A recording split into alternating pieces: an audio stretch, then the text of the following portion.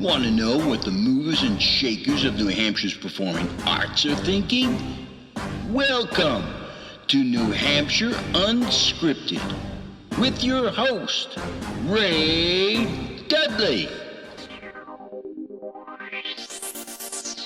This is Ray Dudley, Artistic Director for Square Peg Productions. And in this episode, we continue with our Walking Dead quarantine series, as I had questions that I needed answered concerning headshots. So, I sat down remotely with Jane Button of Jane Button Photography out of Manchester to get the answers. I asked her things like, who actually owns those pictures after they've been taken? And why can't I just have some relative use my iPhone and take my picture? Why do I need a photographer? Now, up front, I do want you to know that for the first 23 minutes, we get into the weeds about photography as I really pick her brain about cameras and lighting and software. But if all you're interested in is the stuff about headshots, just go ahead and jump ahead. You're going to love it. And if you're interested in seeing some of her work, it's out at janebuttonphotography.com. And she doesn't charge a lot. Just a little tip for all my actor friends. Did you get your coffee? I'm not a coffee drinker. Oh, that's right. You told me that. Yeah, I'm just going to go with, I'm ready whenever you are. It's painless, I promise. I know. You know what I was thinking, though? I was thinking, this is probably what my clients go through when they get in front of my camera. Good point. Because so many of them are like, I'm not photogenic, I'm not this, I'm not that. And so now it's like, okay, I'm getting a little bit of my own medicine. Well, First of all, let me start with the obligatory. How are you guys doing over there? We're doing okay. Yeah, I mean, this crazy thing doesn't seem that different for me. I'm only used to going out once in a while, and then I'm home most of the time. And Don is still working, but courts have suspended everything except emergency hearings. So he's pretty much standing around all day doing nothing. That could be good for the criminals. Right? Which is not good for us. But no good. Yeah, so we're good. My parents are in Florida, so hoping there's, I think they're okay. And you stay in touch with them? Yeah. Like we call every other day, and my mom emails pretty frequently. And yeah, so I said, at least you can get outside. It's so nice, and you can walk around. And now we have not like here. No, not today. Okay. How are you? You're I'm doing good. okay? Yeah, we're fine. We're hunkered down in the bunker. Got all our canned goods. We're good to go. I avoided the stores as much as I could early on. I wanted to talk to you because photography is really an integral part of the arts. Mm-hmm. And it doesn't probably get the exposure that it probably needs because it's a background kind of thing. And yet in theater and film, photos are very important, headshots. And so I thought maybe you could enlighten us, give us an overview of how long you've been doing photography, and then I'll get into some deeper questions. Sure. So I've been doing photography full-time. This is my 5th year. Part-time, it's probably been closer to 12 for money. And then before that, I was always the kid in high school that had the camera. I can't even tell you how many 4x6 prints I have in my attic from 8th grade through college and beyond. I just always liked taking pictures, capturing moments. I loved looking at photos as a kid. I just had an appreciation for the lighting or the scenery or the composition, whatever. So I don't know. It's been kind of a lifelong thing. Are you one of those folks who prefers maybe black and white, the noir look over color, or where do you fall on that? That's a great question. I do love black and white. I think my mom growing up, when she did in the 50s, loved all the movie stars from the 30s and 40s and all those gorgeous black and white images that they would do of movie stars back then.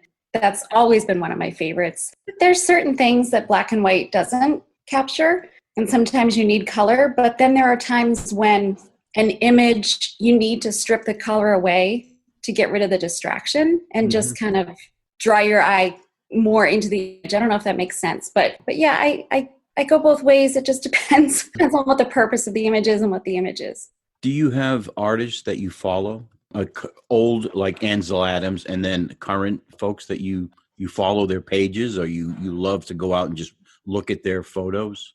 Yeah, when I first started doing photography, for reels, and, people would pay me. There were so many photographers doing blogs and posting all their images, and I would just follow, there were wedding photographers and there were portrait photographers, and I can't tell you how many blogs I would read on a daily basis. Just loved their imagery, loved their work. One guy that I actually took a course with, a workshop with, he lives right on the New Jersey, Pennsylvania line. His name is Cliff Motner. He started as a photojournalist, really probably in his 20s, and then evolved into a wedding photographer. And his images have always just, I don't know, I love his images. I love the lighting. He's really good with lighting and composition. And so he's one guy, not a household name like Ansel Adams, but he's one guy that I really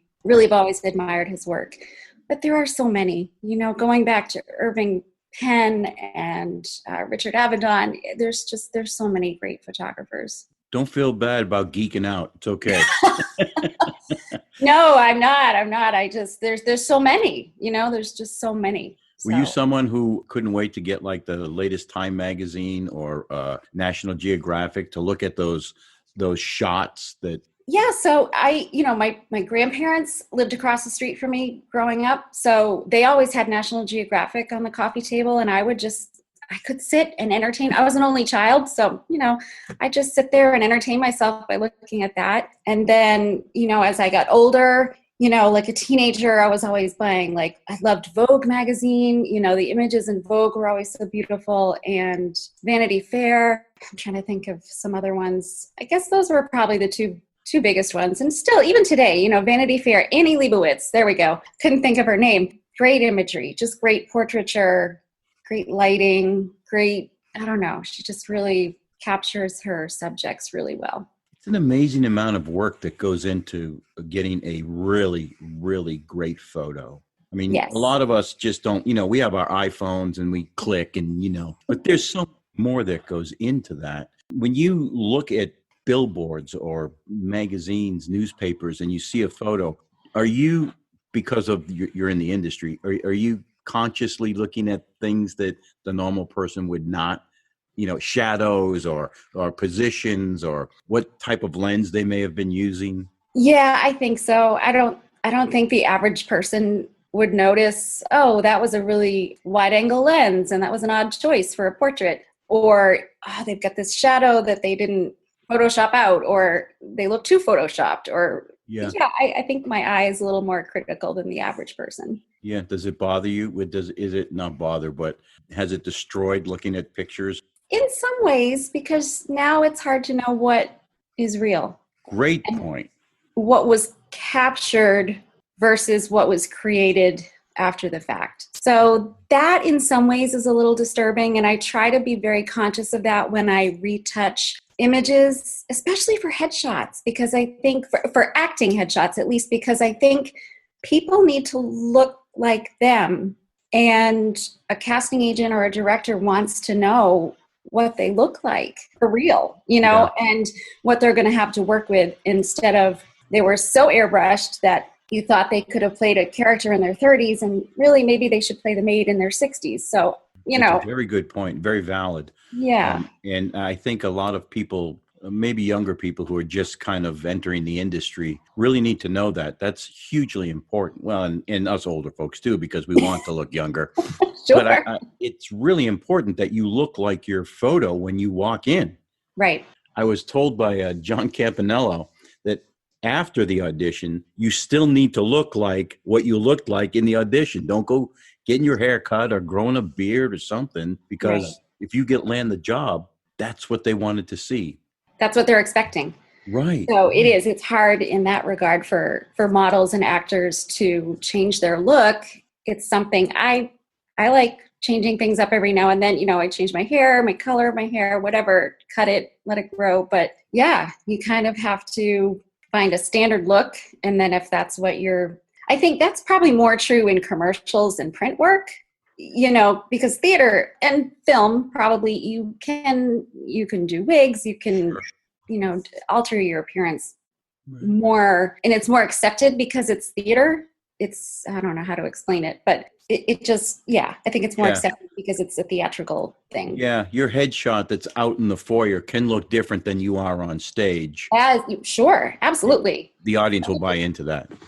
Yeah, I've looked at headshots. I've gone to shows and I've looked at headshots and thought, oh my God, what a transformation from their headshot to the character they played. And like, wow. Do you find yourself, is there a niche in photography that you prefer? I mean, I don't know how many there are. That's why I have you on. So there's headshots, there's stills, there's, I don't know what else, but have you migrated into one area over another? I have. Like I said, when I first started, probably like around 2006 was, I think, when I got my first digital camera. Before that, it was all film. But that's when photography started to make sense to me because I'm a very visual person in photography, so that makes sense. But with film, taking images 24, 36 at a time, sending them off, getting them back, and then trying to figure out why is this blurry or why is this not bright enough or whatever. Whereas fast forward to digital, you take a shot and you immediately see it on the back of the camera and you say, whoa, my shutter speed's way off, or whoa, my aperture's wide open, I gotta shut it down, or you can make those adjustments. So the learning curve for me was just, it got so much easier. So back then, I just wanted to take pictures of anything. I didn't care what it was. It could be a still life, it could be a dog, it could be a baby, it could be people, it could be scenery. I just loved capturing images. So that's how I started. I've done weddings, I've done babies, I've done high school seniors, I've done families, I've dabbled with some stock photography, but I really have now tapered down to headshots. I will still shoot families. I still do a couple of weddings for friends or people that I know, but I don't want to make my living as a wedding photographer. I really don't. It's so much work. It's, every weekend, and then you spend your whole week editing images, thousands of images, and people don't realize that. There's a lot of work that goes into that, not to mention 8 or 9 hours on your feet, and I'm not getting any younger. So I really like headshots. I really like working one-to-one with a subject and directing them and getting them to try to find their best angle, find the best lighting. So yeah, really, headshots is kind of my thing. I'm glad you brought up the difference between digital and film, because you can imagine, well, maybe most folks nowadays can't imagine, but right. You would have to wait for film to get exposed if you weren't doing it yourself. It could take days to come back, even in the days of the booth where you drop it off and Right. you got to wait 24 or 36 hours to get that back. And then by then, the whole shot could have been ruined. Right. How would you redo it, right? And there's cost involved in that. Digital, there's no waste. You just look and it's all ones and zeros. You don't like it, you delete it. There's no lost film. There's no lost time. It is. And I think, in a way it's sad that this, new generation doesn't have that appreciation. And I think, every now and then I've gone back to film, doing some film shooting, and it really makes me slow down. Like you don't realize how quick you are with digital. Like you just snap. And then, okay, well, one of them will be good. And it's nice to go back to film and just remembering you've got to compose the shot. You've got to look at everything in the shot, make sure there's no extraneous distracting elements, stuff like that. And really what I like to say is it's the difference between taking a picture and making a picture.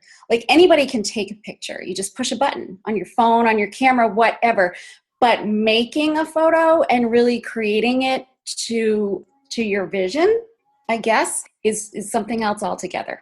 So that answers the question. I was going to ask you, what would make you go back to film? What would drive you to say, you know what, today I'm going to take out my Kodachrome or whatever the heck? Yeah, I just to slow down and just to remember how to create and make an image as opposed to just push a button and say, yeah, that's good. That's what I had in mind. Yeah. So let's geek out for a minute. Okay. Talk about equipment. Oh boy. What do you have for cameras?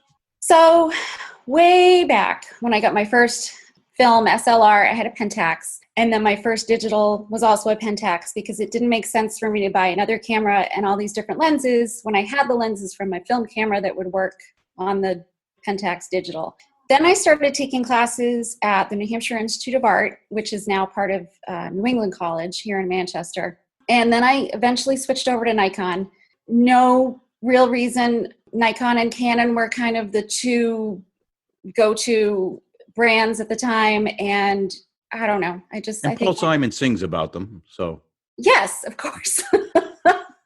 So I just grabbed a Nikon and said, yeah, this works. And so I transitioned, over to Nikon. And I had a couple different models, as they improved, I would kind of trade up. And now I've kind of simplified a little bit. I have one Nikon.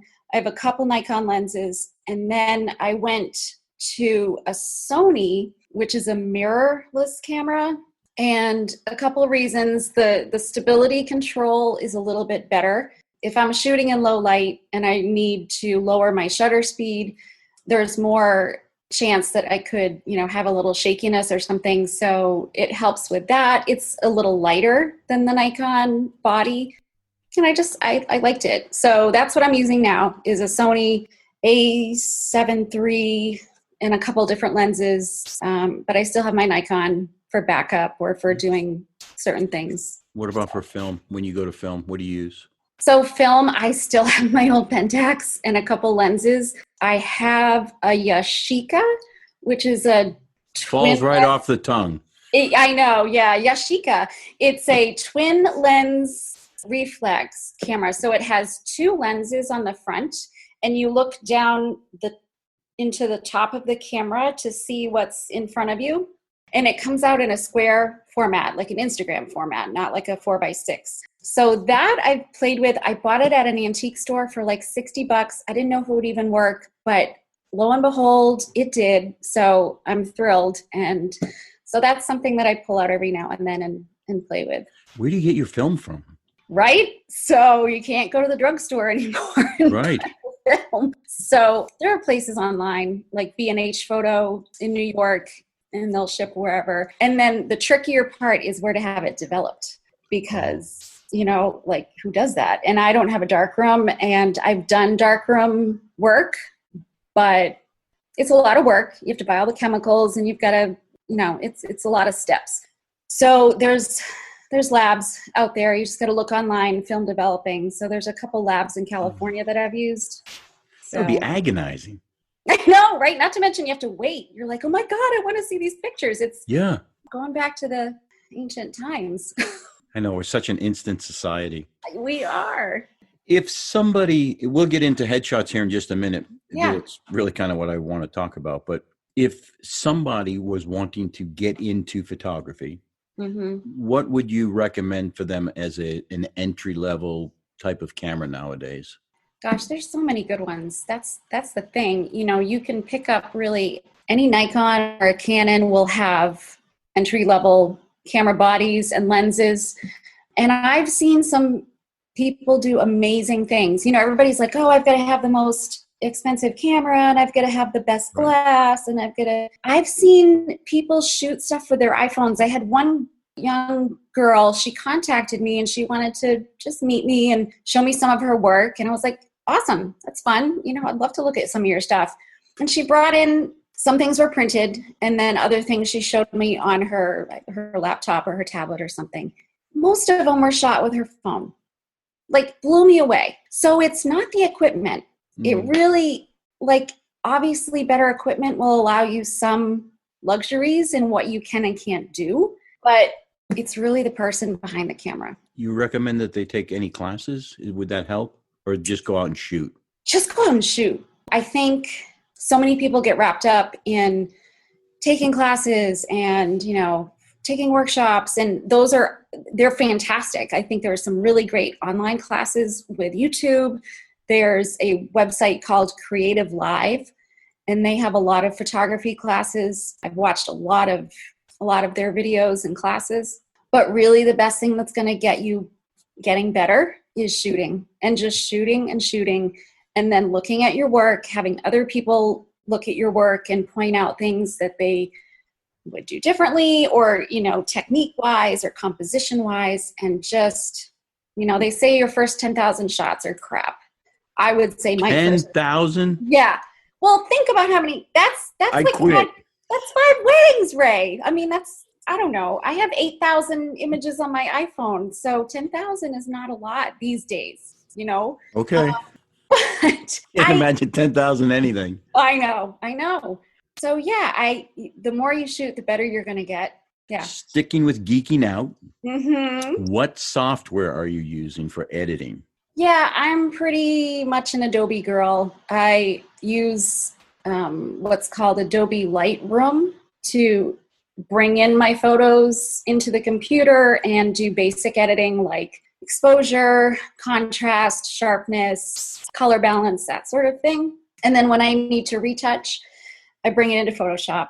And I use a tablet. So I have a Wacom, I don't know how to pronounce it. But anyway, it's a tablet, you have a pen. So it's like drawing as opposed to using your mouse. So you've got a little bit more fine motor control over doing small details and that sort of thing. So that's what I do when I want to retouch facial features, hair, blemishes, wrinkles. Make fat guys like me look skinny. Yeah, I tell my clients this all the time because they're all, we all want to look younger and skinnier, right? Yeah. So I say, don't worry, I have this tool in Photoshop and it's called Liquify. And the women go, ooh, Liquify, okay. And it basically, it can Wait, is this true? I swear to God, this is true. Ask anyone. I thought it was a joke. No, it's called Liquify, and it's limited, but you can get creative and you can thin faces, you can elongate jaw. It's kind of crazy, and You're killing me. No, it's true. So that's my reassurance for people is I have Liquify, and we can smooth you out and slim you down. But getting back to that whole thing, I take a really conservative approach when I do retouching, even for other clients that aren't actors that want to look, pretty. I have a really hard time over retouching people. It's so I don't want them to look like a plastic Barbie doll. But I've had a few clients that have insisted, and so I've done it because they're the client. But it just makes me sad. I have 3 programs: Skinify, Hairify, and Youngify. I'm going to talk to you about some of those. That sounds good. Some of these programs get expensive. Oh, yeah. And if you're just entering the market, you're always looking for a cheaper alternative, not looking for you to sponsor anything. But are there cheaper options out there, freer versions of some stuff, or just do they need to bite the bullet? Yeah, I don't know, to be honest, because I've used what I've used for so long. I mean, the Adobe, I have a subscription. Like I didn't buy the software and install it on my computer. Now it's a subscription model. You use it online. And I only pay $9.99 a month for both Lightroom and Photoshop. That's cheap. So, yeah, I mean, when you think about it, and if those are really the 2 tools, those are really the 2 that I use on a regular basis. So $10 a month, that's not bad. So I'm sure there are other things out there. I know there's, even stuff on people's phones that people use to do retouching, and I've never tried any of that stuff, so I can't speak to it. I don't know how much it is. Yeah. So, but I would just encourage people, really you need Lightroom and you need Photoshop for photos. Well, $10 a month. You can pick up cans along the road each month. Exactly. Right. Yeah. So that's not too bad. How about lighting? What do you have for lighting?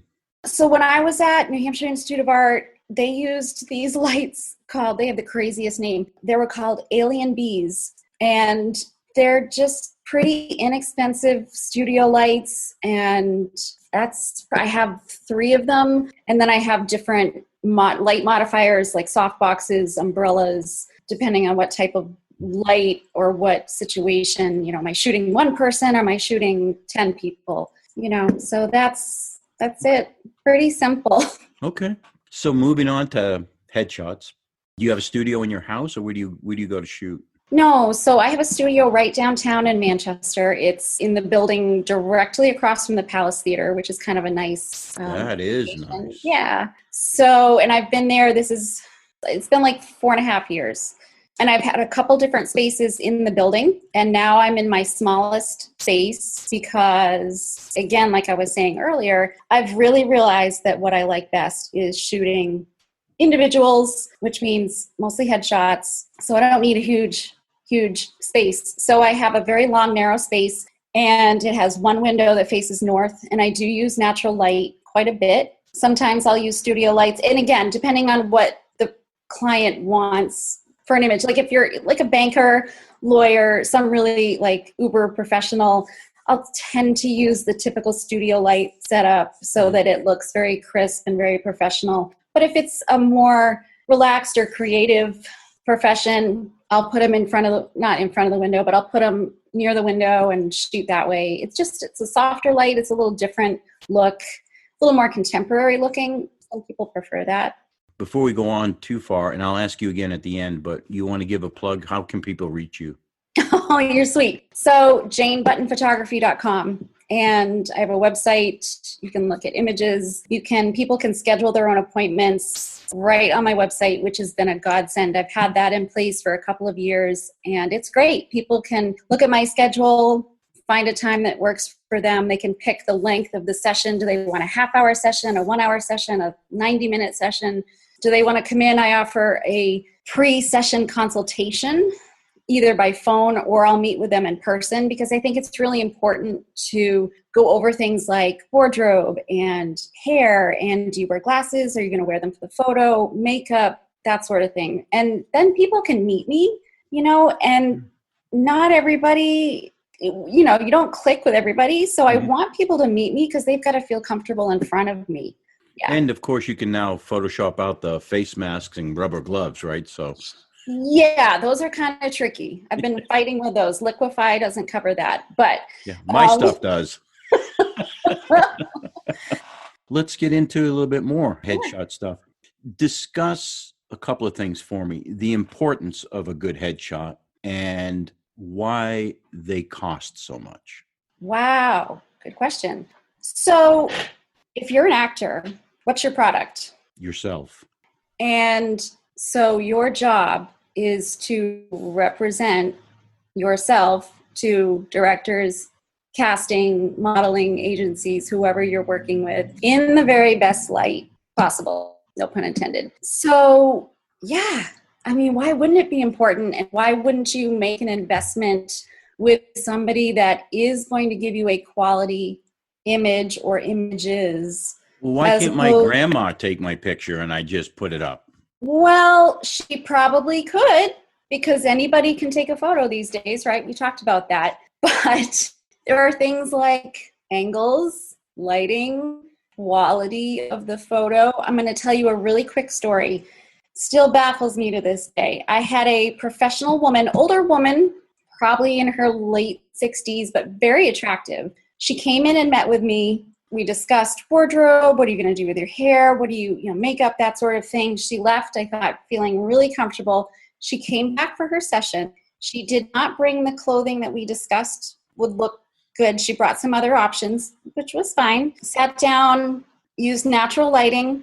I thought it looked very flattering. It looked very nice. Took some really nice images of her and sent her the gallery of her proofs. She emailed me back the next day and said, I'm really sorry. It's nothing about anything you did, but I'm just not crazy about the photos. And this is the photo I've decided I'm going to use for my website. She sent me a selfie Of course. Horrible lighting. She had raccoon eyes from the lighting coming down. She had raccoon eyes, shadows under her eyes.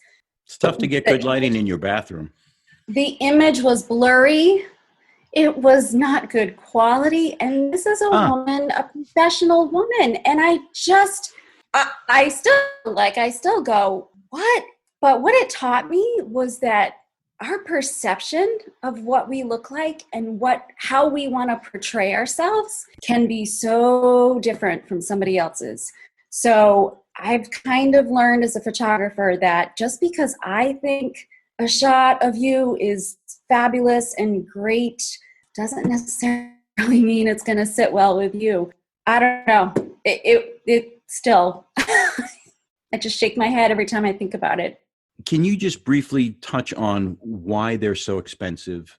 I don't mean to put you into a corner here, but your time is valuable as well. But they can be very expensive to have headshots. You go to Boston, you're paying $500 maybe for a session. For an out-of-work actor, that seems like a lot of money. But can you just briefly touch on really what the importance of that? Right. Yeah, I think, photography in general and, people in the wedding industry run into the same thing because they're like, why are you charging like thousands of dollars to shoot a wedding? When they don't realize that there's a lot of prep work. And so I won't talk about weddings, we'll focus on headshots, but I'm doing a pre-consult with my clients and I don't charge for that.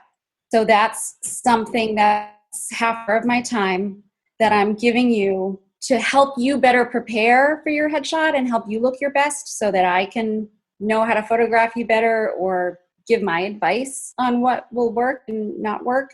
Then there's the session, which I offer half hour, hour, an hour and a half.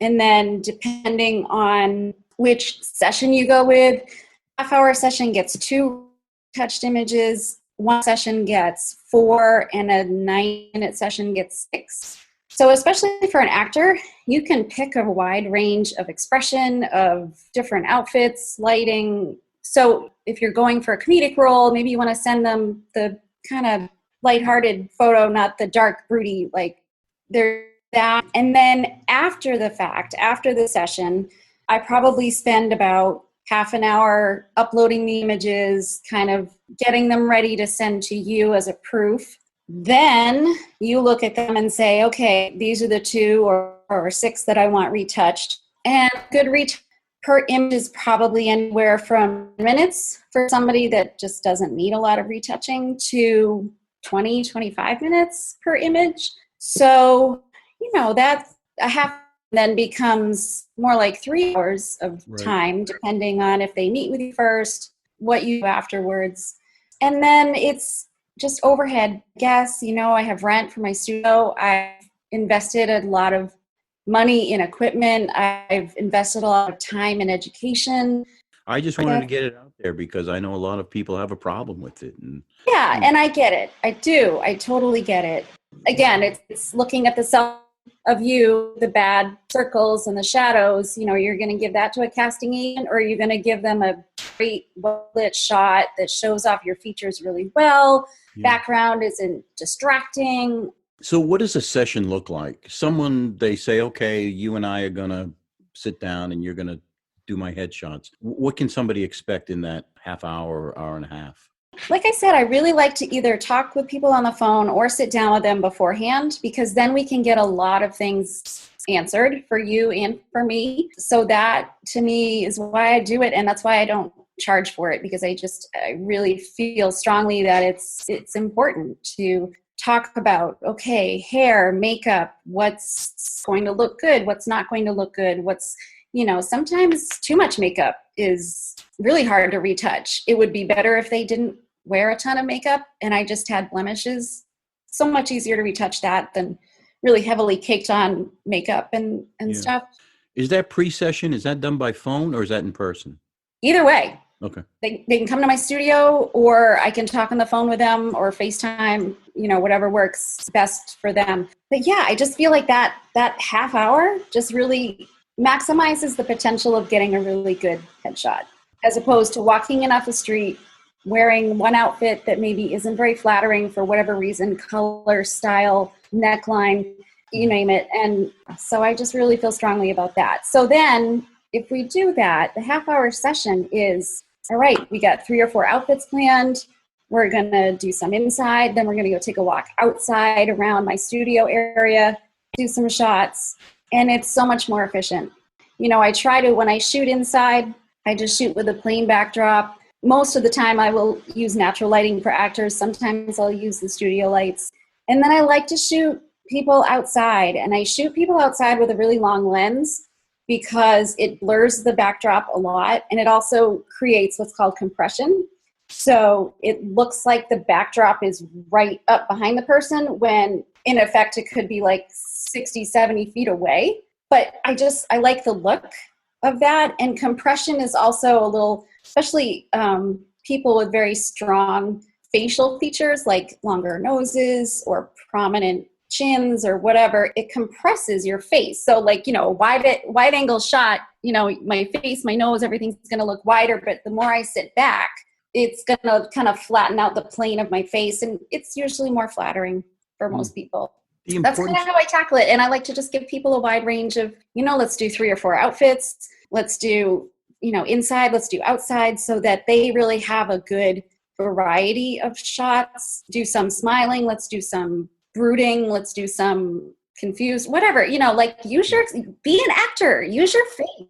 That's part of it too. I wanted to mention, I'm taking the photo, but play a role in this too. You've got to give me something to work with. You've got to bring the expression. You've got to bring some personality. If you just kind of sit back and let me take your photo, as opposed to kind of engaging and like giving me some intensity with your eyes, like there's such a difference. And I don't know, some people don't grasp that. What is the industry looking for nowadays? The black and whites or the colors? I see a lot of color. When I look at New York and Boston photographers, headshot photographers, every once in a while I'll just Google that just to see what's on trend. It's mostly color these days. I think the old kind of traditional black and white is not as common. Some people it's the click of a mouse to change an image from color to black and white. So it's a piece of cake. And some people request them. And black and white does make the skin tone look nice and creamy, and it kind of can hide some flaws. But yeah, I think the color is kind of the more trendy, more contemporary. So then it becomes very important for their wardrobe if you're doing color. Absolutely. And why? Why? Because color and wardrobe matters, and it's a headshot. So I mean, this is your frame right here. So I look horrible in really round necklines, and it makes my face look really round. So I'm wearing kind of this nice little V-neck so that my round face has like some contrast. It has like angular things to contrast with it. So that's important. Color is important. You want to look your best. And I feel like a lot of people don't know what works and what doesn't work. And again, going back to it, that's why I try to meet with them. And I say, bring clothes with you, bring tops with you so we can look at this. And keep your necklines simple. Because again, if this is your frame, you don't want this big ruffly clown blouse on that's going to, it's all about your face. It's a headshot. It's about your face. So you don't want all this distraction going on. Headshots are so important. I mean, it's amazing to me. We just kind of toss them around and we don't think much about them, but they're your calling card, basically. You just took the words out of my mouth, right? I was just going to say that. And I'm asking for a friend here, but let's say you knew someone who had like a Charlie Brown basketball head. Interesting. Go on. It's very important how they're framed and the colors that go into it. Wouldn't you agree? Sure. And then for people like him, there's also the consideration of lighting and of angle. And I mean, some things are God-given, and we just, we can't change it as much as we'd like to. And we hate God for that. And sometimes we hate God, but we just wonder what he was thinking that day. So yeah, that's, again, it's about angles and playing with angles and, okay, is this side better or is this side better? Or do I look better with my chin up or my chin down? It's really just experimentation. How do you photograph someone who's beautiful on the inside as opposed to the outside? That's not a real question. It's not a real question? No, I was going to answer it. Feel free, but I don't know. I think the key is the eyes, and the eyes have to have some life to them. Because when you look at a photo, what's the first of a person? What's the first thing you look at? It's their eyes. Exactly. Look at eyes. That's how we connect with people. So if the eyes are just kind of dead, and you're looking, like that, does that draw you into a photo? No. You might wonder, what the hell were they thinking? But, if you get somebody that's got a little intensity, and they can give you a look and they can kind of draw you in, no matter what they look like, they're going to pique your interest because there's some life in their eyes and in their expression. So I think that would be my answer to people that aren't as blessed in the looks department. Are some people just naturally more photogenic? Sure, I think so. Yeah. But I can't tell you, I think every client that comes in, men and women, if I had a nickel for every one of them that said, I'm not photogenic. And I like to kid with them, and I look at them and I say, nobody's ever said that to me. And they say, really? And I'm like, no, everybody says it to me. But my theory is that they've just never had someone take the time to take or create a good photo of them. I think everybody's got photos that people snap on their phones, and bad lighting, we got 5 chins and, I'm laughing. Ha. And it's like, sure, then you absolutely, if all my photos looked like that, I'd be like, yeah, you can't take a good picture of me. But, I talk to people about the importance of like not sitting back like this because you see this going on. But, let's kind of lean forward and put the chin down, and then you create this nice jawline. And it's like simple stuff. But you've got to find somebody that knows how to draw this out of you and put you in your best light and your best color and your best neckline and all that. And again, that's why you make the money you do, and you should. Yeah, and I don't charge $500 like you do in Boston. I probably don't charge. Some people have said I don't charge enough. I charge what I feel is fair for me. I'm not in it to make money. I do it. I like my job, and I have to make a living, but I don't need to drive a Mercedes. Is that some people who say that? Would that be Don? Would that be what? Don? Yeah, he's like, would you raise your prices? No. No, I don't even know if he knows what I charge. But no, I've had some people say to me, you do great work and you should charge more. And I say thank you. And I'm comfortable charging what I charge. And, I understand it's going to be too pricey for some people, but some people are going to look at it and go, oh my God, it's not enough. Who ultimately owns those photos? Oh, yes. Photographer always holds the copyright to the photo. So even though I give you your photos, I'm still the creator. Mm-hmm. So they're mine. So what happens when they need more copies? Where do they get their copies? Where do they get their photos from? From you? Do you give them? Yeah. Or do you just give them a digital and say, go to Walmart or Walgreens? Actually, I don't. I do give people digitals. I highly encourage them to either let me print them. I have a printer, or I have professional print labs that I use for my photography, because you go to Walmart or you go to Walgreens or something, and if their machine isn't calibrated, the color's not right, and they make a print, Ray looks green instead of nice, healthy pink, and you want to give that to a casting agent. And people do it, and if they have great luck, that's fine. My worry is just that they're not going to get a quality product. And again, if this is your calling card and you spend all this money on getting a great shot taken, but then you cheap out on getting a nice 8x10 print made. I mean, I charge like $7 for an 8x10 print. I'll put your name on it. I'll put a little border around it, put your name on it, and then I'll make you a couple prints and I'll give you the digital copy so that you can go make, you're free to make as many copies of it as you want. And again, people say, oh, that's way too cheap. Everybody else charges blah, blah, blah. It's just what I feel is, it's just what I feel is fair and right. So before the virus, were you pretty busy? I was steady. Yeah. Last year I was really busy between business clients, acting, some family shoots. I don't think I did a wedding last year, but yeah, I stay steady. And then this January, February was pretty good. And then I had bookings that I had to cancel. In fact, I have one Thursday that I need to reach out to. And I work sometimes with Southern New Hampshire University with the career development team, and I do headshots for some of the students who take their LinkedIn workshop so that they're provided with a professional headshot to put on their LinkedIn page.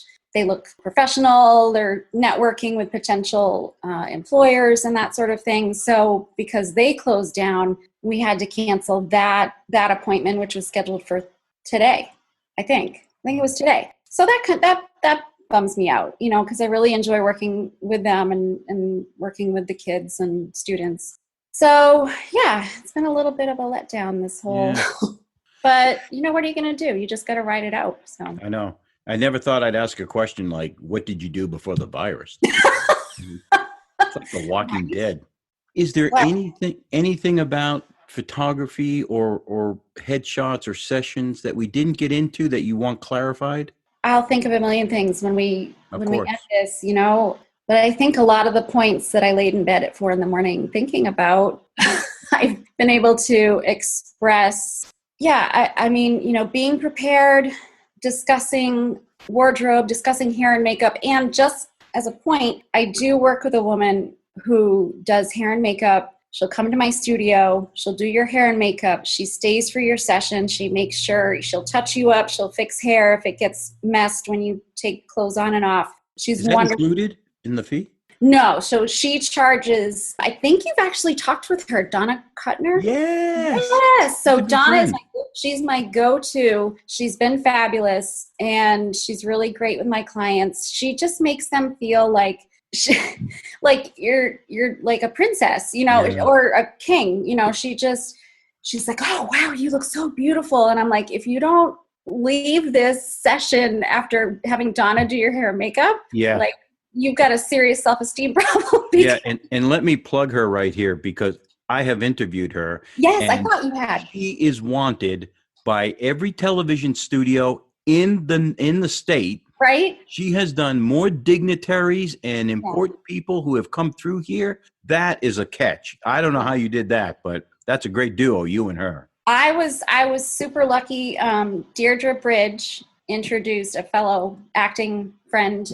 She introduced me. I put a shout out for, I need a hair and makeup person. And she said, oh, Donna. Yeah, she's great. She's great.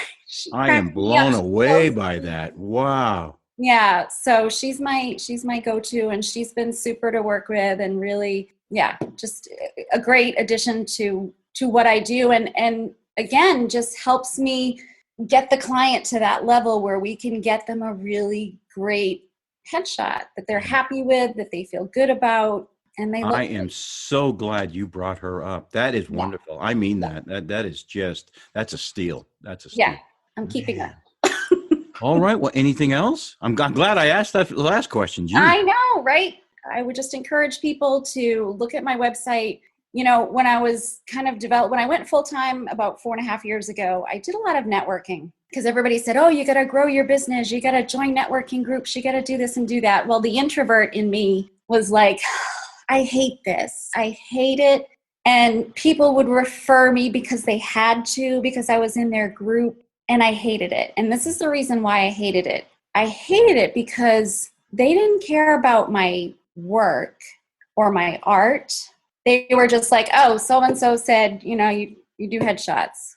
That's nice. So I would rather have, and I've had people say to me, I would rather have people find me organically. My listing on Google is very good. Thank you, Google. And I've had people say, I looked at your website. Your website was really well done. I really liked the imagery on it. And that's why I came to you. That's the person I want to work with. I don't want to work with the guy in the suit that's like, oh yeah, my friend at the bank said, you do really nice headshots. Yeah, so I saw your card on a bulletin board at Agway somewhere. Right. Yeah. So my dad, just to give my dad a plug, he was a Finnish carpenter. That was his career. And he did amazing work. He was slow as heck, but it was because he was so meticulous and conscientious of his work. And he never advertised ever. It was all word of mouth. People would wait. They were like, we need a bathroom done, remodeled. My dad would say, it's going to be like a year. That's okay. We'll wait, because he was so good. And I said to myself, that's how I want to do it. That's how I want to operate. So I don't go out and advertise. I just let Google do its thing, or people say, hey, Jane, she does a good job. Word of mouth is so important. It is. And again, I probably could be making a lot more money getting out there and hustling, but that's just not who I am. And that's not how I want to operate. So this is how I do it. And it's working for me. It's fine by me. Yeah. So one more time, how can people reach you? So my website is janebuttonphotography.com. Email is jane@janebuttonphotography.com. Those are really the best two ways. And like I said, I want people to go on my site. I want them to see my work. I want them to be happy about it or pleased or intrigued by it and say, yeah, I like what she does. I like how people look in her images. I feel like I connect with the images she's taken, and I just want to work with her. So that's what I'm looking for. Thank you for getting out of bed. Oh, that wasn't the hard part. The hard part was making sure the hair looked right. Yeah, I have the same problem. I know. We'll have to have we'll do coffee someday, Ray, and we'll share secrets. How's that? Yeah, thanks. Yeah. Yeah, it's my Skinify software, so. Yes, Liquify. Yeah. Thank you, Jane. I appreciate the time. So much, Ray. I'm so appreciative for you. Thank you. And if you enjoy listening to our podcast, please feel free to share them and click a like somewhere wherever you're listening to it. I don't have a clue where that would be. And if you want to find out more about Square Peg Productions, you can find us on Facebook or at www.squarepegnh.com. And for God's sakes, wash your hands and stay safe.